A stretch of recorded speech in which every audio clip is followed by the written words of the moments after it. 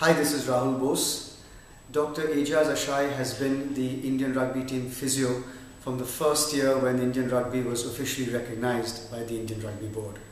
So I've actually had him work on my body for the last maybe 10, 12 years.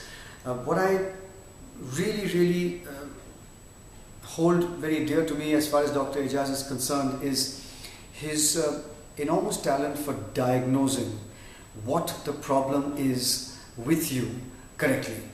A lot of physiotherapy tends to go waste, doesn't tend to have the effect it's supposed to have when the diagnosis is slightly off. But I've noticed that Dr. Ejaz's diagnosis has always been bang on, and because they're bang on, the recovery happens quicker because whatever he's recommended helps literally on a day-to-day basis. You can find the change. I've had a calf injury, I've had knee injuries, I've had hamstring injuries, I've had shoulder injuries, I've had back injuries through the last 12 years of playing international rugby. And Dr. Ejaz, both on the field to give immediate relief, to send the sports person back on the field, he understands that it's a different kind of stuff that has to be done. Off the field, when there's time for recovery, he understands that's when the real hard yards have to be put in.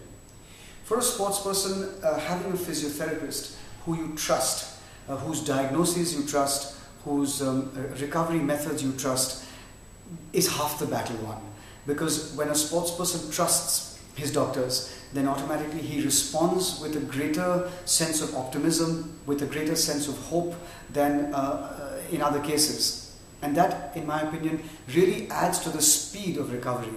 If a sports person is optimistic and hopeful, one, he will listen to the doctor. Two, he will automatically be in a better frame of mind to do better.